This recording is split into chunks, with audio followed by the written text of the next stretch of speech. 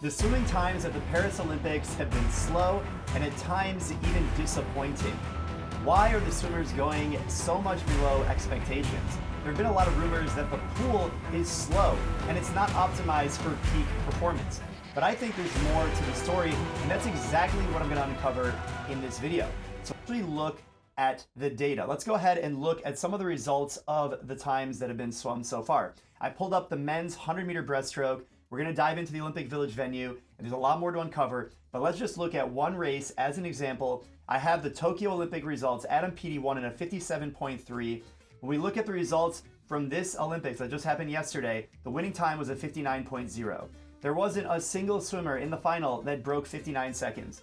There were a couple guys that went 58.8 in the semifinal, but when you looked at the number of 57s that happened in the semifinal at the Tokyo Olympics just 3 years ago, most of these guys were in this heat. Chin Haeyang was one of the favorites to win this event. He has been 57 5 times last year. You can't seriously tell me that all of these swimmers added over a second from their lifetime best over the last few years. And I know this is just one event, but I'm not cherry picking one event. If you look at all of the results, they are certainly below our expectations of what we'd expect for fast swimming. Now, when it comes to fast swimming, a lot of talk has happened around the swimming pool. Let's go ahead and pull up the pool and see what we're looking at. This is the venue. It is a temporary pool. It can fit 15,000 people. Normally, this is an arena that hosts other events. I think Taylor Swift was in here not that long ago. And a fast pool is defined by a few characteristics. Obviously, the environment looks really fast. You're in a stadium. When you walk out to this, assuming the air is cool, it's not too humid, it's not too cold, you're going to have peak performance. It obviously looks like it would be very loud. The louder the atmosphere while you're racing, that can only help you with your swimming.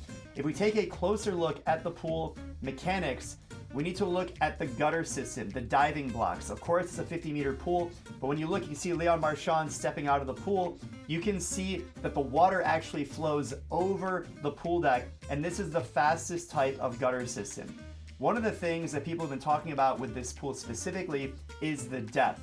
Now, normally at an international event or a high-level competition just like this, you're gonna have a pool depth of about 3 meters.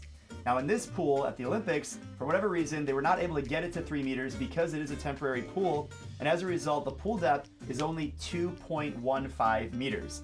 Now, this should impact the times only marginally, but it shouldn't make swimmers add a full second in the 100-meter distance. And that's why I think there's a lot more to this story. A few other factors that make a pool fast are the temperature and the air quality. I already talked about the temperature of the air, but the temperature of the water actually makes a big difference. It needs to be in the mid 20 degrees Celsius, and then that's about 79.5 degrees Fahrenheit. And if it's 20 degrees Celsius or 30 degrees Celsius, right, it's gonna be way too cold or hot for the athletes to find peak performance. We haven't heard complaints that the pool temperature is off. The only thing we've been talking about is the depth of the pool, which again, I don't think it's contributing to this level of slow swimming.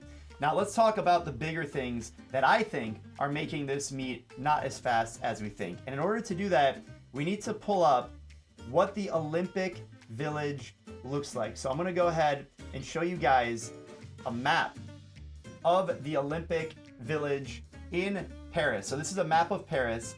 And to really understand what's going on and what the athletes actually have to go through, here's the Eiffel Tower. That's cool, there's the Eiffel Tower. But let's zoom in further, right? This is the Olympic Village right there. That's the Olympic Village.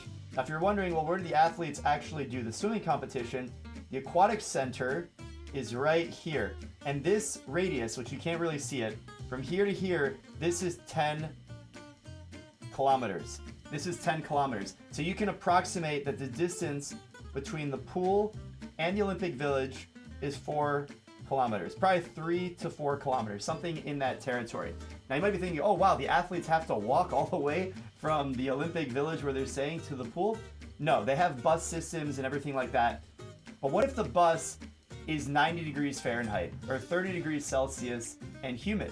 Well, I was able to see on Sarah Koistrom's story, this is right before the first prelim session of the Olympic Games, and she is saying it is so hot. She took this on her story inside of the bus, taking the athletes from the Olympic Village to the actual stadium, and they're doing this multiple times per day for a warm-up in the morning, even if they're not competing. The athletes all have to go in this bus that takes them from the village to the pool, and the fact that she was able to write hot because the condensation on the window shows it's not just hot in Paris, but the air conditioning is obviously not there on these buses. And when it comes to peak performance, it's not just what the pool venue looks like, it's where you're staying, it's the transportation, it's the food that you're eating. All of these things contribute to peak performance. And what we've gotten used to over the years is these athletes have really fine-tuned their schedule, their routine, all of these different things to find peak performance in their national championships or Olympic trials.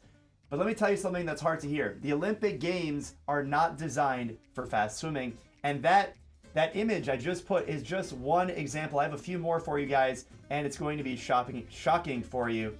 I know it will be. So let's go ahead and show you guys some other things.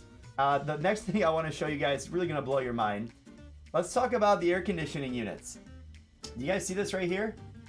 Paris wanted a Green Olympics. Team USA wants air conditioning. And if you're wondering, well, how bad could it be? Well, this is what the venue looks like where the athletes are actually staying. They're basically sleeping on cardboard boxes. And if you have 2 to a room, you have to bring your own air conditioning, right? The athletes are trying to be in the zone. But if you think about it, and you're staying in this for a week or 2 weeks, it's going to be very difficult to find peak performance when you're used to sleeping in a queen-size bed or a king-size bed in a nice hotel, perfect air conditioning, plenty of room to spread out, to clear your mind, right? These athletes need to have a clear mind to see peak performance. Anytime you go to a big event in your own home country, these athletes do not stay in an environment anything close to this. And a lot of people don't talk about this, but it really is something that is contributing to, I believe, some of the weaker performances that we see at the Olympic Games as compared to a World Championships or National Championships or anything like that. In addition to the bedroom being a difficult situation, let's go ahead and pull up the food situation. So when we look at the food situation, the Olympic Village isn't serving adequate food, and it forces Team GB athletes to step away and get some packed lunches instead.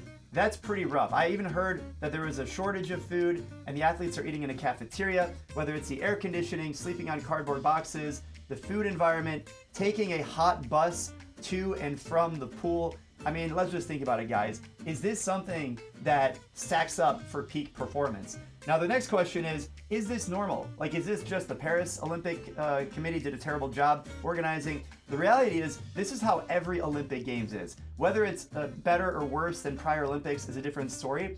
But when you actually break it down and you think about what I said before, the Olympic Games are not designed for fast swimming. They're designed to be a media event, to host 10,000 athletes. They're feeding 13 million meals over the course. I mean, think about that. 13 million meals for these 10,000 athletes over the course of a 2-week Olympic cycle. They've got to get all these athletes to the different venues all over the place. There's a lot of logistics.